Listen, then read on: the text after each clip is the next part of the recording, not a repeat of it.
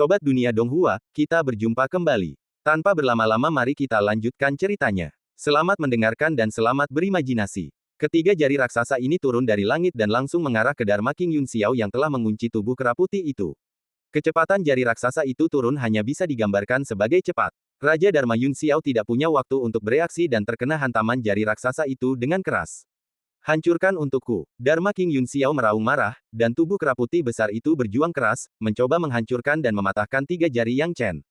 Namun pada puncak kariernya, sangat sulit baginya untuk melawan tiga jari Yang Chen, apalagi ditambah dengan kondisinya yang masih lemah.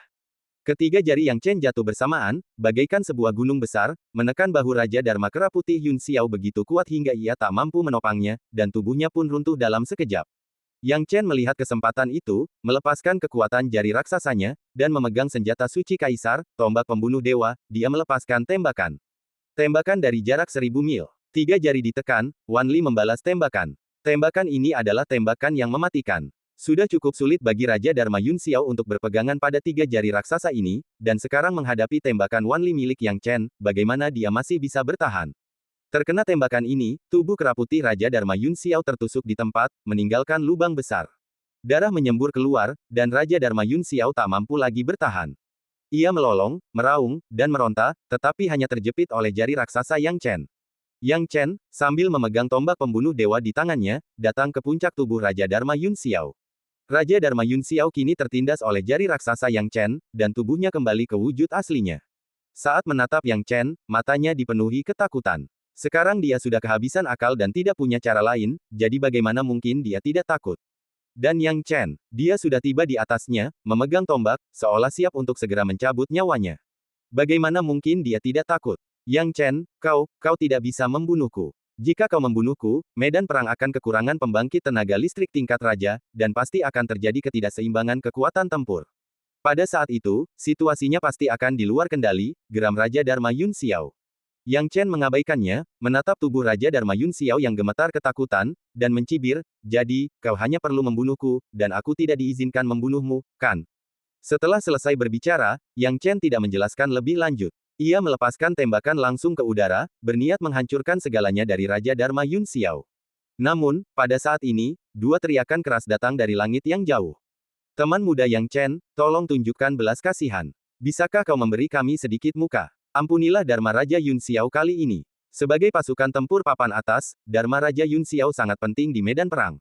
Kau tidak boleh membunuhnya. Yang Chen mendengarkan suara ini dan tombaknya berhenti sebentar. Dia mengamati sekeliling area itu dan mendapati bahwa orang yang datang tidak lain adalah Wuji Sakti yang telah menonton pertunjukan di luar dan menutup mata terhadap apa yang terjadi padanya hari ini. Dua master tingkat raja datang dari kejauhan. Ketika Yang Chen dikepung, para master tingkat raja ini tidak berkata apa-apa. Setelah Yang Chen menginjak-injak Dharma Raja Yun Xiao, para master tingkat raja ini berdiri. Raja Tianxing, Raja Laut Amarah. Yang Chen setengah menutup matanya. Ketika Raja Dharma Yun Xiao melihat kedatangan kedua guru tingkat raja ini, ia pun menunjukkan kegembiraan. Dengan kedatangan kedua guru tingkat raja ini, Yang Chen tidak lagi berani membunuhnya. Dia adalah prajurit tingkat raja. Selama dia ada di sana, dia adalah jaminan bagi medan perang. Raja Tianxing dan Raja Nuhai tiba dengan cepat, dan ketika mereka melihat Yang Chen menekan Raja Yun Xiao di bawah tangannya, mereka semua tersentak. Raja Tianxing segera melangkah maju dan berkata dengan senyum ramah, Yang Chen, lebih baik menyelesaikan perselisihan daripada menciptakannya. Kita akhiri saja hari ini. Raja Dharma pasti akan menahan diri kali ini. Yang Chen memandang Raja Tianxing yang berdiri sebagai orang baik dan mencibir. Jika sebelumnya, dia akan sangat menghormati Raja Tianxing, tetapi sekarang. Raja Tianxing, aku punya beberapa pertanyaan untukmu, kata Yang Chen dengan suara dingin. Raja Tianxing terdiam, tidak tahu apa yang akan ditanyakan Yang Chen. Di mana kau saat Raja Dharma Yun Xiao menindasku? Tanya Yang Chen dengan suara berat. Raja Tianxing tertegun dan tidak punya cara untuk melawan. Di mana kau saat Raja Yuyin dan Raja Dharma Yun Xiao terang-terangan mencoba membunuhku di wilayah manusia? Tanya Yang Chen dengan marah. Terus terang saja, para tokoh besar setingkat raja ini hanya mengira Yang Chen berada di level tak terbatas dan nilainya jauh lebih rendah dibanding Raja Dharma Yun Xiao. Raja Tianxing terdiam sesaat. Ia ingin bicara, tetapi tidak tahu bagaimana mengatakannya. Yang Chen, Raja Tianxing ingin mengatakan lebih banyak lagi. Tidak perlu bicara lagi. Namun Yang Chen bicaranya dingin, nadanya dingin, hari ini, Raja Dharma Yun Xiao, aku pasti akan membunuhnya. Setelah selesai berbicara, Yang Chen menembakkan tombak, menembus langsung tubuh Dharma Raja Yun Xiao. Kekuatan tombak pembunuh dewa dilepaskan sepenuhnya, bagaikan bilah-bilah tajam yang tak terhitung jumlahnya tersebar di dalam tubuh Dharma Raja Yun Xiao. Setelah membuat seluruh tubuh Dharma Raja Yun Xiao sedikit berkedut, ia meledak di tempat, menyatu dengan udara dan lenyap menjadi ketiadaan. Langkah Yang Chen cepat, tegas, brutal, dan mendominasi. Di hadapan dua pembangkit tenaga listrik tingkat raja, ia secara pribadi membunuh Raja Dharma Yun Xiao. Raja Dharma Yun Xiao tidak percaya sampai ajalnya bahwa Yang Chen berani membunuhnya. Tapi itu benar, Raja Dharma Yun Xiao, seorang raja yang kuat, jatuh begitu saja. Sudah kubilang sejak lama, lebih baik jangan memprovokasiku, kata Yang Chen dengan suara berat. Yang Chen, kau, mata Raja Tianxing melebar, giginya terkatup rapat, dan dia tak kuasa menahan amarahnya, seluruh tubuhnya gemetar karena amarah. Yang Chen, di sisi lain, meletakkan tangannya di belakang punggungnya dan berkata, kalian berdua, karena kalian tidak ikut campur dalam masalah hari ini sejak awal, lebih baik jangan ikut campur sekarang. Kalau tidak, aku akan menganggap kalian berdua sebagai musuhku. Yang Chen melirik Raja Tianxing dan Raja Nuhai dengan tenang, lalu berjalan pergi dengan tangan di belakang punggungnya, bermaksud untuk pergi dan membantu Bing Huo Tianfeng dan menghadapi Raja Yuyin terakhir. Tepat di depan Raja Tianxing dan Raja Nuhai. Raja Tianxing dan Raja Nuhai membeku saat melihat ini. Raja Nuhai menggertakkan giginya dan berkata, Raja Tianxing, Yang Chen ini benar-benar tidak menganggap serius kita berdua. Dia harus dihukum berat. Beritahu dia betapa tingginya langit dan betapa tebalnya bumi. Ayolah, apa yang bisa kita lakukan pada orang ini sekarang? Raja Tianxing menggelengkan kepalanya, seperti yang dia katakan, awalnya kita tidak peduli, jadi bagaimana kita bisa melakukannya sekarang? Karena pihak lain tidak memberi kita muka, kita tidak bisa berbuat apa-apa. Yang Chen ini punya kekuatan untuk membunuh monster tingkat raja dengan tangannya sendiri, dan dia punya asisten monster tingkat raja. Apa kau benar-benar punya nyali untuk memprovokasi dia? Mendengar ini, Raja Laut yang marah pun menggigil dan berhenti berbicara sejenak. Seperti yang dikatakan Raja Tianxing, dengan kekuatan tempur Yang Chen saat ini, mereka seharusnya menghentikannya lebih awal. Sekarang semuanya sudah tenang, sudah terlambat untuk menghentikannya. Kalau mau menyalahkan orang lain, salahkan saja kami, orang-orang tua, karena visi kami buruk. Kami menutup mata terhadap masalah ini sejak awal dan membiarkannya begitu saja. Itulah sebabnya kesalahan besar baru saja terjadi. Kami secara sadar mengira Yang Chen adalah pion yang bisa dibuang kapan saja, tetapi kenyataannya, Yang Chen bukanlah bidak catur yang bisa kita ukur. Raja Tianxing tertawa getir. Pada awalnya, mereka semua bersikap acuh tak acuh terhadap masalah tersebut. Di mata mereka, meskipun Yang Chen memiliki banyak sekali prestasi militer, meskipun Yang Chen bekerja keras di medan perang, masih ada kesenjangan besar antara dia dan Raja Dharma Yun Xiao. Sebagai makhluk tingkat raja, Dharma Raja Yun Xiao masih harus melampaui status Yang Chen. Karena alasan inilah Dharma Raja Yun Xiao berani menyerang Yang Chen dengan gegabah. Namun, sekarang, mereka harus menarik kembali pikiran tersebut. Kekuatan Yang Chen benar-benar mengubah pikiran mereka yang bodoh dan kekanak-kanakan. Apakah tidak memiliki wilayah berarti harus lebih lemah dari level raja? Pada saat yang sama, Yang Chen juga berbalik dan pergi tanpa menoleh ke belakang. Dia tahu betul bahwa Raja Tianxing dan Raja Nuhai tidak akan ikut campur dalam masalah ini. Paling banter, itu hanya penampilan untuk menyelamatkan muka di awal. Lagi pula, ketika Raja Dharma Yun Xiao menyerangnya, orang-orang ini tidak peduli. Mereka hanya peduli pada kepentingan mereka sendiri dan tidak ragu untuk mengambil keputusan. Akankah mereka turun tangan untuk menangani Yu Yin Wang? Tentu saja, itu konyol. Yang Chen menyaksikan pertarungan antara Ice and Fire Sky Phoenix Baolu dan Yu Yin King, dan menyipitkan matanya sejenak. Kekuatan Baolu sekarang telah pulih, dan dia dan Yu Yin Wang benar-benar bertarung satu sama lain, dan dapat dikatakan bahwa situasinya hampir berimbang. 4 hukum lengkap berpotongan di langit, menyebabkan kekacauan dan kegelapan. Apa yang dikendalikan oleh Ice and Fire Phoenix Baolu secara alami adalah 2 hukum lengkap es dan api, sedangkan yang dikendalikan oleh Yu Yin King sebenarnya adalah suara dan pedang. Raja Yu Yin saat ini memegang pedang tajam di tangannya. Saat ia mengayunkannya, pedang itu sangat tajam, dan setiap tebasan dipenuhi dengan prinsip-prinsip pedang. Itu adalah manifestasi dari prinsip-prinsip pedang yang mencapai puncaknya, dan kekuatannya sungguh menakjubkan. Selain itu, setiap kali ia mengayunkan pedangnya, gelombang suara yang sangat besar mengalir, seperti sitar kuno hukuman surga, dan memiliki efek yang sama dengan sutra kematian Yang Chen. Namun, metode serangan gelombang Sonic Wang Yuyin jelas jauh lebih hebat daripada Yang Chen. Saat ia mengayunkan pedangnya, kekuatan gelombang Sonic yang dibawanya tak bisa diremehkan. Sangat mungkin bahwa suara yang tidak mencolok dapat membentuk serangan dan melancarkan serangan dahsyat terhadap Ice and Fire Phoenix. Yang Chen juga mengerutkan kening saat melihat ini. Kekuatan Yu Yin Wang jelas lebih kuat daripada Yun Xiao Wang, yang baru menguasai satu jalur lengkap hukum 10.000 tangan. Sedangkan untuk hukum kegelapan, Yun Xiao Wang baru mencapai tahap akhir. Dibandingkan dengan dua undang-undang yang lengkap, masih ada jalan panjang yang harus ditempuh. Yang Chen diam-diam menggelengkan kepalanya, dan dalam hatinya, ia tak bisa menahan rasa terima kasihnya kepada Bing Huo Tianfeng. Jika Baolu tidak ada di sana, akan sangat sulit untuk menyelesaikan masalah ini dengan sempurna. Setidaknya saat melawan Yu Yinwang sendirian, peluangnya menang atau kalah adalah 50-50.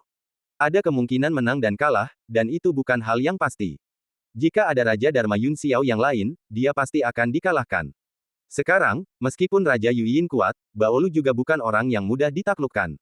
Dua hukum es dan apinya, yang masing-masing telah menyebabkan masalah besar bagi Raja Yu Yin.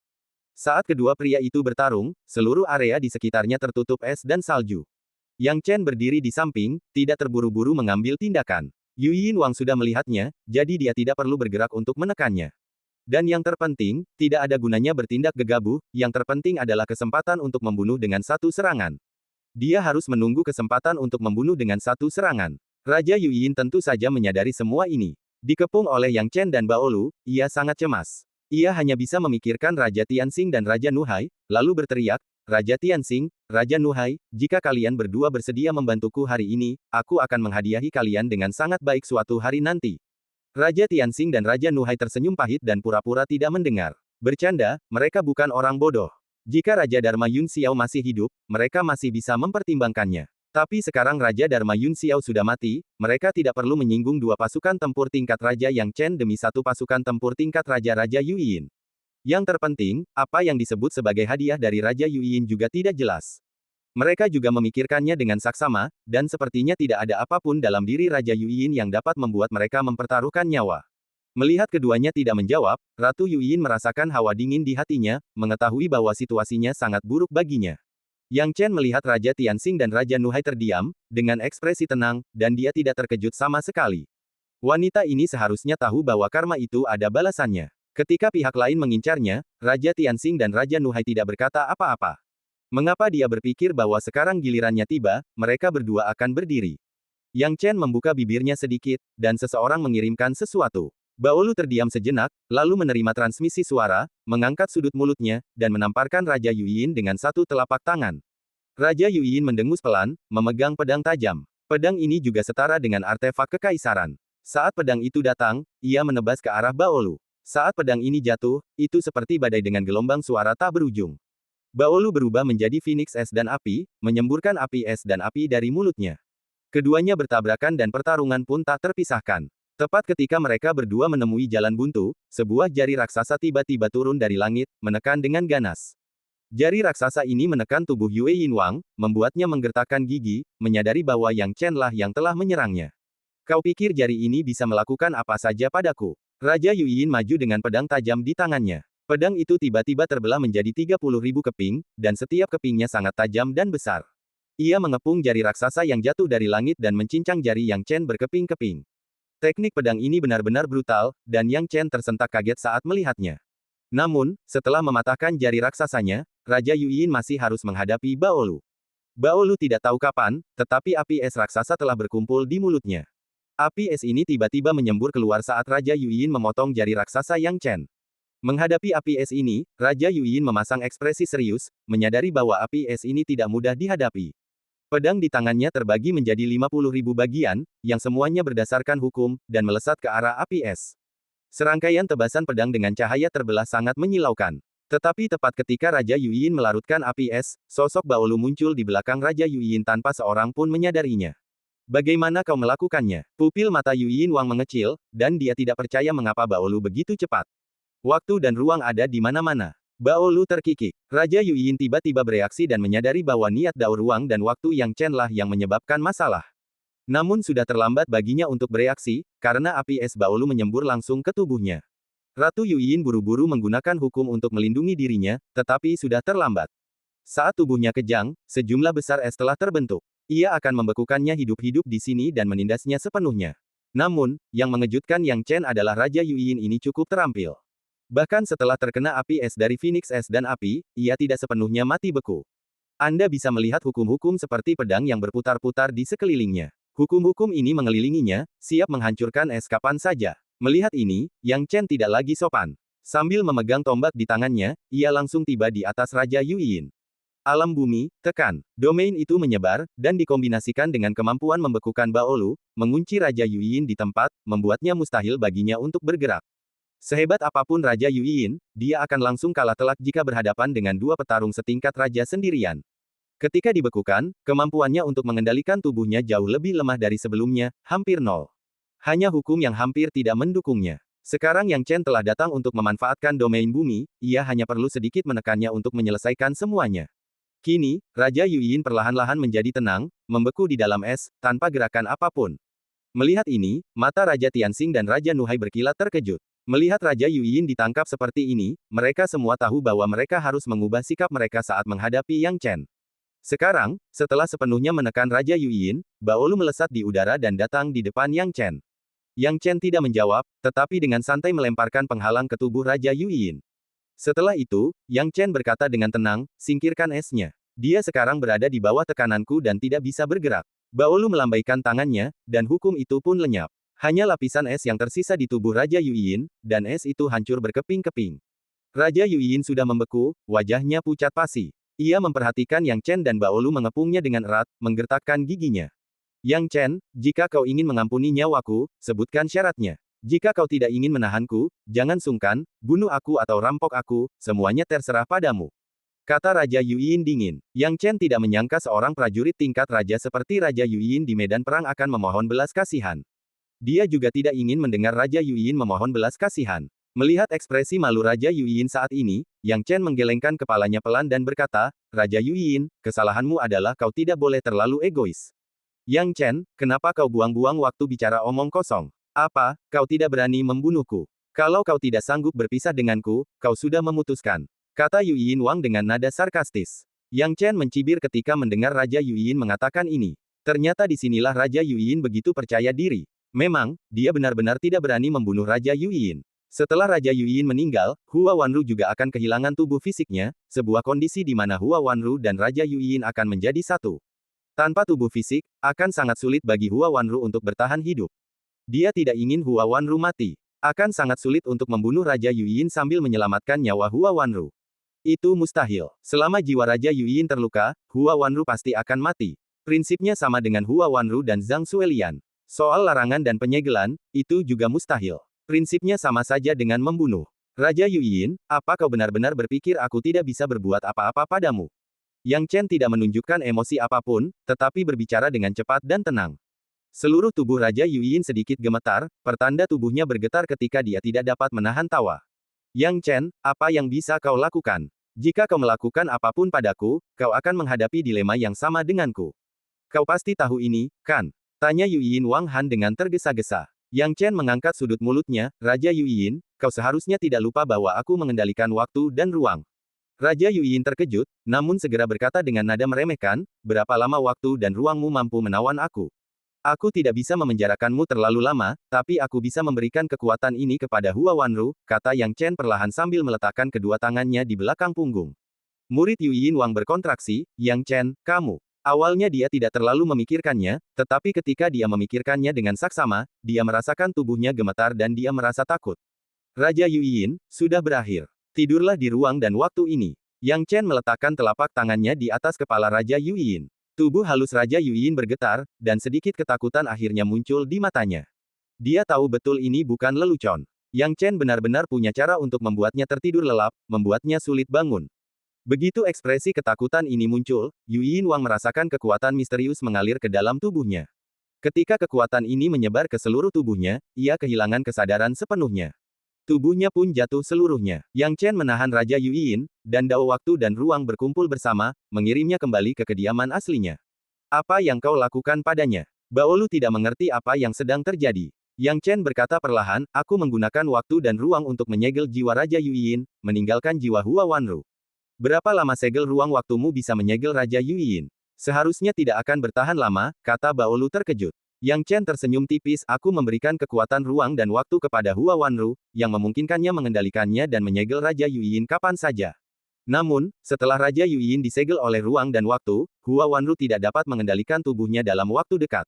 Dia harus tidur setidaknya selama setengah tahun. Kau bisa begitu saja memberikan waktu dan kekuatanmu kepada orang lain. Kalau begitu, sekalian saja kau berikan aku sedikit. Baolu sangat gembira mendengarnya, dan memintanya tanpa ragu. Yang Chen mendengarkan ini dengan ekspresi malu di wajahnya. Ia melirik Baolu, lalu terbatuk dan berkata, Raja Yuyin memiliki esensi kekuatanku yang tersisa di tubuhnya. Itulah sebabnya Hua Wanru dapat bekerja sama dan menggunakan kekuatan ruang dan waktuku. Kau yakin menginginkannya juga? Baolu awalnya tidak mengerti, tetapi setelah dipikir-pikir lagi, ia menyadari bahwa Yang Chen dan Raja Yuyin telah melakukan semua hal memalukan itu. Keduanya memiliki esensi mereka sendiri di dalam tubuh mereka, dan mereka memang bisa menggunakan kekuatan satu sama lain. Tapi, itu harus dilakukan dulu, seperti itu. Dia tidak akan melakukan sesuatu yang tidak tahu malu terhadap Yang Chen hanya untuk mendapatkan kekuasaannya. Tak tahu malu, Baolu mengumpat, sudah berakhir, dan tak ada yang bisa kulakukan sekarang. Aku pergi. Kamu tidak akan tinggal beberapa hari lagi. Tanya Yang Chen ragu. Membantumu di sini sudah merupakan tanda belas kasihku yang besar. Untuk apa kau tinggal beberapa hari lagi? Tidak perlu. Yang Chen, kau dan aku ditakdirkan untuk bertemu lagi. Baolu pergi begitu saja. Tanpa henti, tubuhnya berubah menjadi seberkas cahaya hijau dan menghilang tanpa jejak. Dia berjalan sangat cepat, tetapi hanya dia yang tahu dalam hatinya bahwa semakin cepat dia berjalan, semakin dia merindukannya. Melihat Baolu yang pergi tanpa ragu, Yang Chen terkekeh tak berdaya. Ia merasa tak berdaya, tetapi hatinya merasa sedikit kesepian.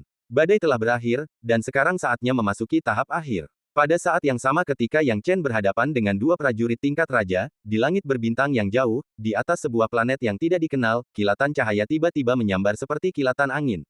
Kilatan itu menghilang, dan jelas itu bukan meteor sungguhan. Ketika mendarat, cukup jelas terlihat bahwa itu adalah sekelompok biksu manusia tak dikenal. Namun tidak seperti pendeta biasa, masing-masing pendeta manusia ini cukup kuat untuk berdiri dengan mudah di atas langit berbintang dan bergerak sesuka hati.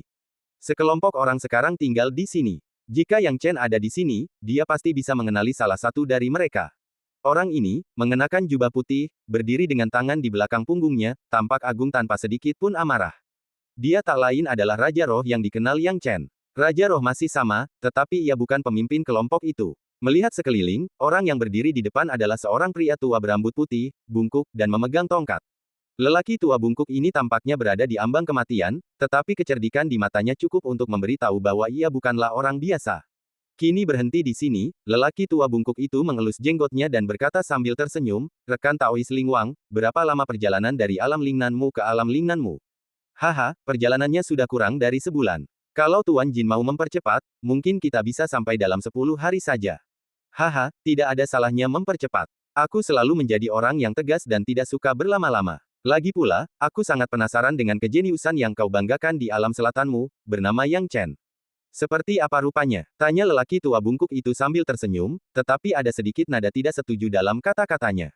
Mendengar ini, Raja Roh tersenyum tipis, jangan khawatir, tetua Jin. Yang Chen mungkin belum terlalu tua, tetapi kultivasi dan bakatnya pasti akan memuaskanmu.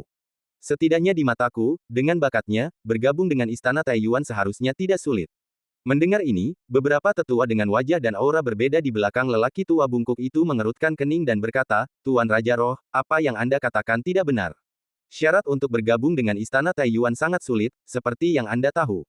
Anda tidak bisa meremehkan Istana Taiyuan begitu saja hanya untuk mengangkat orang kecil yang tidak dikenal. Saya tahu Anda ingin merekomendasikan anak bernama Yang Chen ini. Bagaimanapun, dia berasal dari alam selatan Anda, tetapi Istana Taiyuan saya suci dan tidak dapat diganggu-gugat.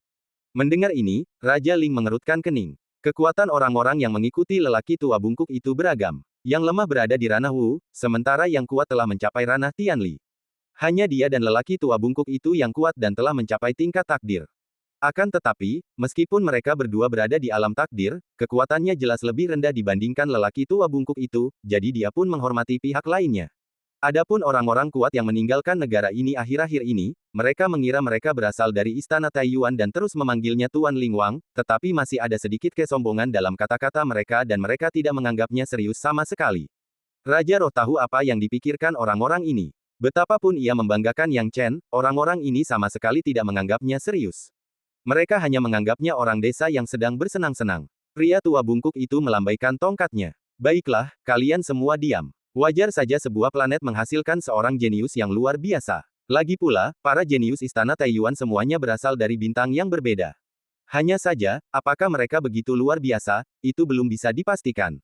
Rekan Daois Ling Wang, jangan salah paham. Alasan mengapa pria tua ini begitu mengkhawatirkan Yang Chen adalah karena seekor kuda hitam muncul di monumen surgawi Daluo, dan ternyata dia juga bernama Yang Chen. Dia memang memiliki nama yang sama dengan orang yang Anda sebutkan. Karena itu, pria tua ini cukup tertarik pada anak ini. Saya sangat penasaran dengan peran orang dengan nama yang sama ini. Raja Rokini juga sangat tertarik pada Yang Chen yang tergambar di monumen langit Daluo. Meskipun ia tahu Yang Chen luar biasa, ia tidak tahu seberapa hebatnya sosok itu. Bahkan ia merasa bahwa Yang Chen dan Yang Chen yang tergambar di monumen langit Daluo bukanlah orang yang sama. Karena terlalu mengerikan, tempat ketiga di monumen Daluo Tianren, sungguh sebuah konsep, tidak ada seorang pun yang tidak mengetahuinya.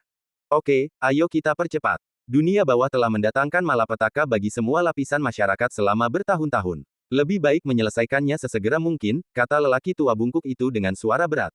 Setelah mereka selesai berbicara, kelompok itu berubah menjadi keadaan berkedip lagi dan menghilang tanpa jejak. Perbatasan selatan tampak tenang selama periode ini, tetapi secara rahasia, perubahan yang hampir mengguncang bumi telah terjadi. Pertama, Raja Dharma tumbang, dan seluruh wilayah suci di bawah kekuasaannya terjerumus ke dalam kesulitan yang mengerikan. Semua biksu di bawah komando Raja Dharma berpaling kepada para guru tingkat raja yang sakti untuk menyelamatkan hidup mereka. Menurut rumor, Raja Prancis dibunuh karena menyinggung sosok misterius. Tak seorang pun tahu siapa yang disinggung Raja Dharma, dan orang-orang berkuasa setingkat raja itu tutup mulut mengenai hal itu. Patut disebutkan bahwa Dao Mingzun yang dulu bermartabat, seorang murid sejati Raja Dharma, melarikan diri setelah menyadari ada yang tidak beres. Sayangnya, ia terpojok dan ditangkap oleh beberapa ahli tanpa alam di bawah komando Raja Surgawi, lalu dibawa ke lokasi yang tidak diketahui. Sejak itu, ia tidak pernah terdengar kabarnya. Raja Yuyin tertidur lelap, dan seluruh sekte Sanhua menjadi jauh lebih tenang. Selain itu, ada masalah mengenai Yang Chen. Sulit bagi mereka yang kuat di tahap pencerahan dan tahap nirvana untuk bersentuhan dengan apapun, tetapi mereka yang kuat di tahap Mahayana dan tingkat tanpa batas dapat mengamati beberapa hal dengan cermat. Artinya, setelah wafatnya Raja Dharma Yun Xiao dan komanya Raja Yuyin, status dan kedudukan Yang Chen meningkat tajam. Kenaikan ini berkat kesopanan yang ia terima dari para guru tingkat raja lainnya, seolah-olah Yang Chen telah mencapai tingkat yang setara dengan mereka.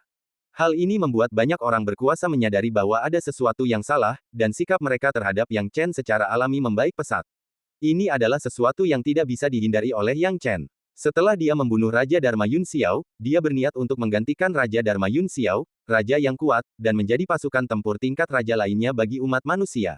Meskipun ia enggan, para master tingkat raja lainnya telah mengumpulkannya ke posisi ini.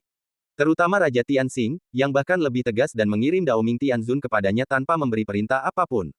Menanggapi hal ini, Yang Chen tentu saja tidak mengatakan apapun dan hanya melambaikan tangannya untuk membunuhnya tanpa penjelasan apapun.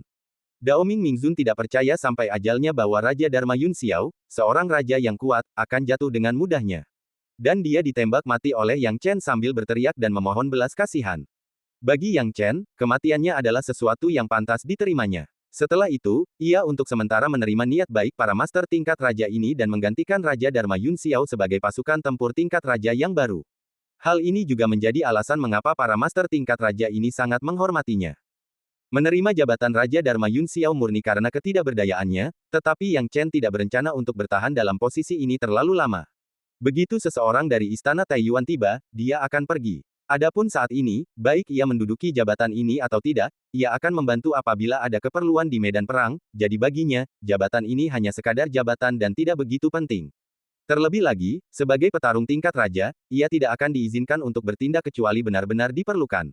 Hal ini membebaskan banyak energi bagi Yang Chen. Setelah itu, Yang Chen memulai perjalanan kultivasinya. Pada saat Yang Chen sedang berlatih, sesuatu datang dari jauh di bawah tanah di tempat yang sangat gelap. Tak seorang pun pernah menjelajahi tempat ini, dan tak seorang pun tahu apa yang terhubung jauh di bawah tanah-tanah Yin Ekstrim. Bahkan Yang Chen pun tak tahu apa-apa tentang tempat yang paling dijaga ketat di tanah Yin Ekstrim ini. Sekarang, lihat sekeliling, Anda bisa melihat lubang besar yang dalam di tengah daratan yang sangat gelap. Lubang dalam ini seperti lubang hitam. Melihat ke bawah, Anda tidak bisa melihat ujungnya sama sekali. Namun, di dalam lubang hitam ini, ada sejumlah besar hantu dari dunia bawah, yang turun ke bawah satu per satu. Dan di pinggirannya, ada 3 prajurit kuat setingkat Raja Hantu yang berjaga di sini. Kita sudah menyiapkan persiapan yang cukup untuk memanggil Tuan Tianjue ke sini. Tuan Tianjue sudah menunggu cukup lama. Waktunya memanggilnya, kata seorang Raja Hantu dengan serius. Saat ia menyebut nama Raja Hantu Tianjue, raut wajahnya terlihat jelas ketakutan. Raja Hantu Hijau yang kuat di tengah mengulurkan cakarnya dan berkata dengan suara berat, kau harus mengerti bahwa penguasa alam bawah 7 bintang dan jenderal alam bawah angin hitam, dua makhluk setingkat kaisar, tewas secara tragis di alam selatan. Kita sepenuhnya bertanggung jawab atas ini. Jika penguasa Tianjue tahu tentang ini, kemungkinan besar dia akan mengerahkan pasukan untuk melawan kita. Raja Hantu Fei Yu, aku tahu kau takut di dalam hatimu. Tapi jika kita tidak memanggil Raja Hantu Tianjue, kau dan aku akan melakukan dosa besar, kata kedua Raja Hantu lainnya. Raja Hantu Fei Yu berbicara dengan suara rendah, melirik mereka berdua. Kalian berdua bicaranya enteng, tapi kalian tidak tahu betapa kuatnya Raja Hantu Tuan Tianjue. Raja Hantu Tuan Tianjue memang kejam, dan dia membunuh orang tanpa ragu. Aku sudah sering melihat hal seperti ini. Sekarang kita telah menyebabkan kematian tragis Jenderal Dunia Bawah Angin Hitam, tetapi Raja Dunia Bawah Bintang 7 adalah murid langsung Tuan Yan, dan dia juga sudah mati. Bagaimana kita bisa menjelaskannya kepadanya? Tapi tak apa, semarah apapun Tuan Tianjue, dia tidak akan melakukan apapun pada kita bertiga. Sekarang saatnya memanggilnya, dan kita masih harus melakukannya. Setelah dia selesai berbicara, Raja Hantu Fei Yu melambaikan lengan bajunya dan berkata, aku akan menunggu.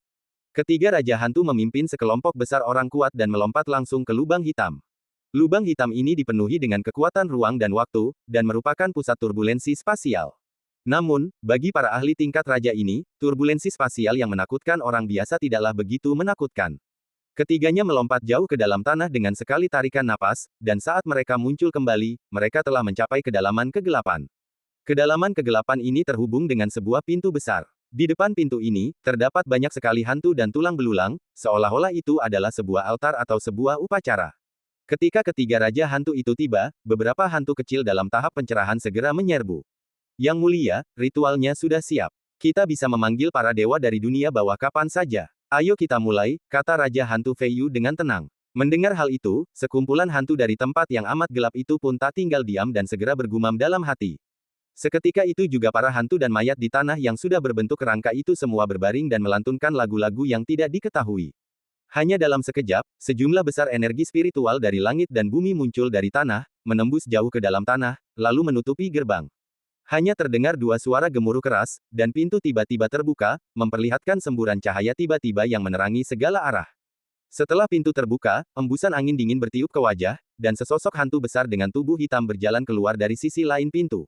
Begitu ia muncul, suhu langsung turun drastis. Matanya, seseram wadah es, menatap kelompok itu, membuat tiga Raja Hantu terkemuka pun menggigil. Dengan gemetar, mereka bertiga segera bersujud dan berseru serempak, salam, Tuan Raja Hantu Tianjue. Orang yang datang tidak lain adalah Raja Hantu Tianjue. Raja Hantu Tianjue melirik mereka bertiga dengan suara rendah, ekspresinya dingin, ku dengar Kixing juga mati.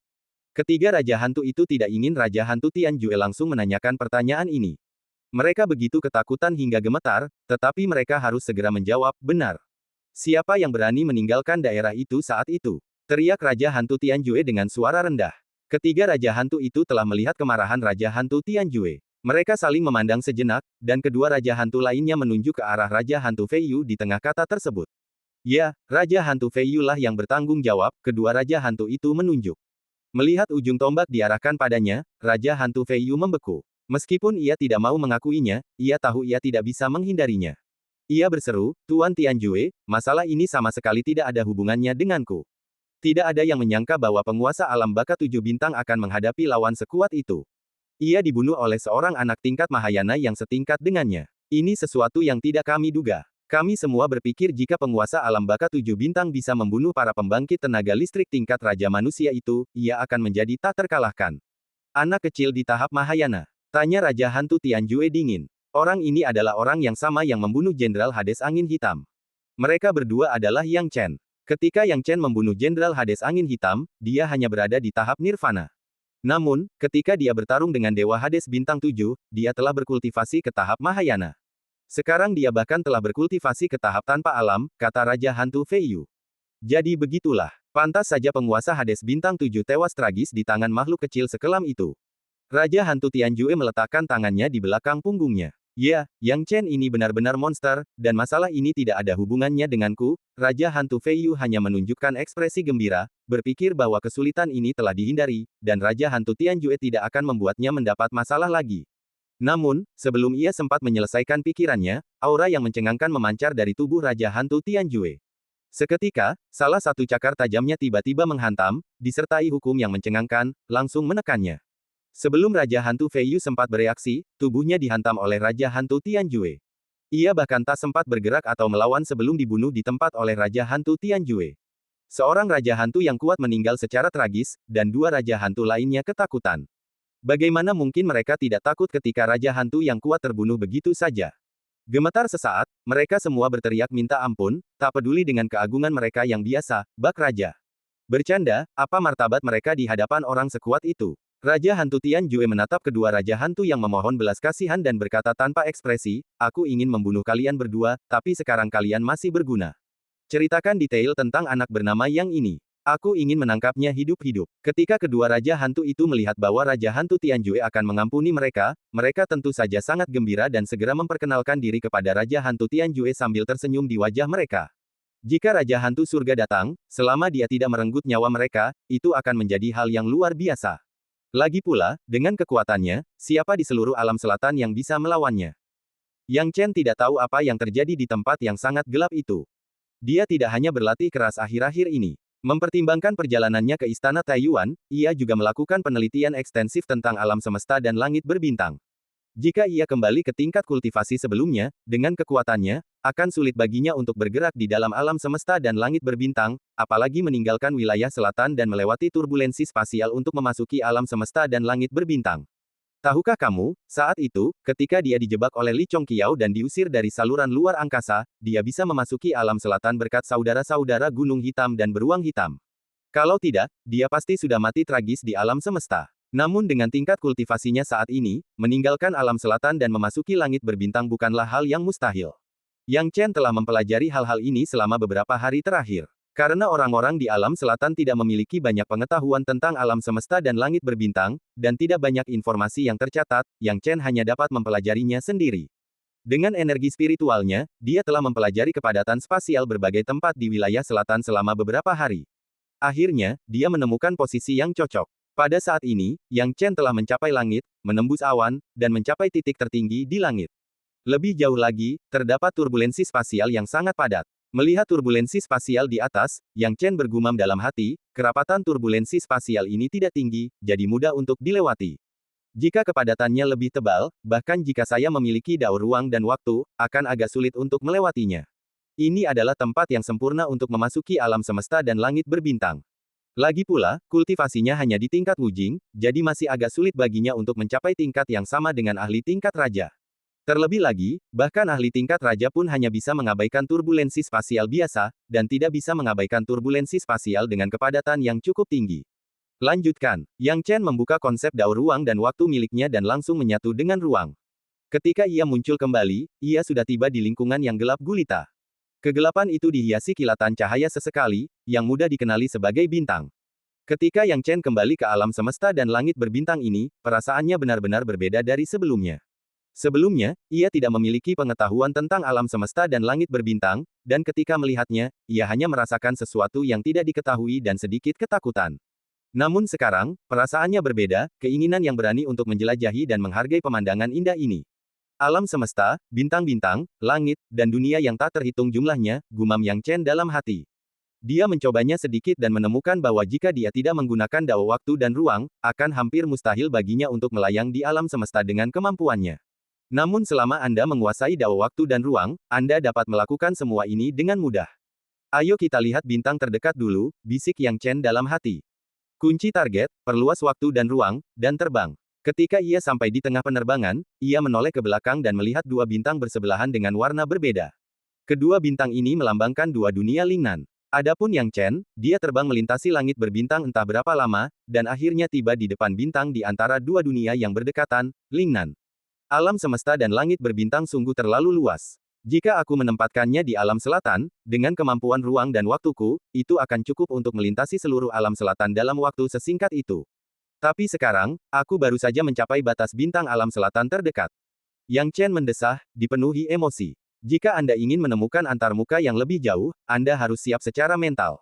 Pesawat ini tak bernyawa. Ini adalah pesawat planet yang diselimuti api. Yang Chen mengamati sekelilingnya. Pesawat ini penuh vitalitas. Ini adalah planet dengan atribut api. Tapi sepertinya sebagian besar apinya telah padam. Hanya sedikit yang tersisa. Yang Chen menyentuh dagunya, dan meskipun dia terkejut, dia dengan cepat mengetahuinya. Aku penasaran apa yang sedang terjadi. Sepertinya Baolu memulihkan kekuatannya di sini. Kekuatan antarmuka bintang juga diserap olehnya. Yang Chen menyentuh dagunya. Ia tak pernah menyangka kekuatan bintang bisa diserap. Namun bila dipikirkan baik-baik, tampaknya ini bukanlah sesuatu yang istimewa. Belum lagi, ada banyak teknik rahasia di dunia Lingnan yang dapat berkomunikasi dengan kekuatan bintang. Lalu, dari mana datangnya kekuatan bintang ini? Apakah dari bintang itu sendiri? Misalnya, pada bintang api ini, setelah orang-orang kuat dari alam Lingnan dan Nan berkomunikasi, mereka akan mendapatkan kekuatan api.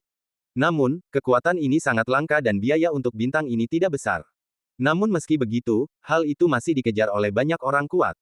Mengenai bintang, ukurannya pun beragam. Misalnya, bintang-bintang yang terlihat dari observatorium Pulau Luoxing di dunia spiritual sebenarnya sangat kecil. Mereka bahkan tidak memiliki kehidupan. Dibandingkan dengan bintang ini, mereka tidak berarti apa-apa. Bintang api ini, para kultivator biasa dari alam Lingnan sama sekali tidak bisa berkomunikasi. Jika mereka bisa berkomunikasi, kekuatan mereka pasti akan meningkat pesat.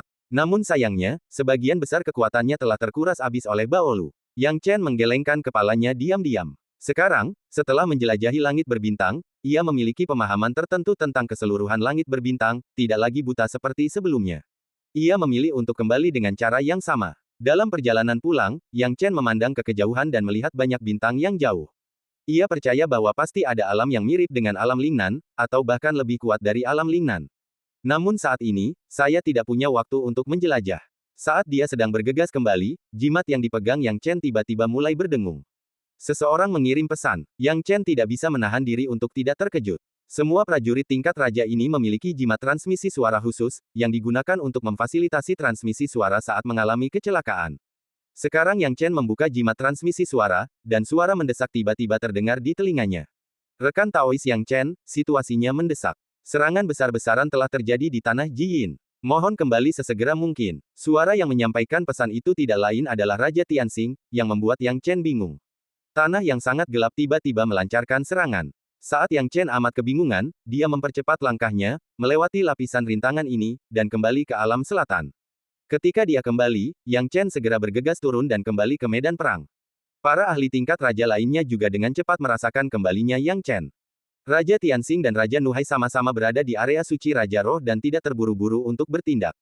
Sekarang mereka melihat Yang Chen datang, mereka semua bergegas maju untuk menyambutnya.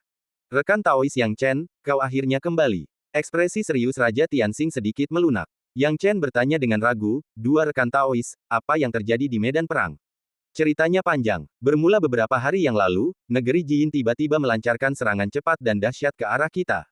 Raja Tianxing menjelaskan keseluruhan ceritanya dengan jelas. Yang Chen sedikit terkejut. Ia tidak benar-benar menghitung waktu dengan cermat.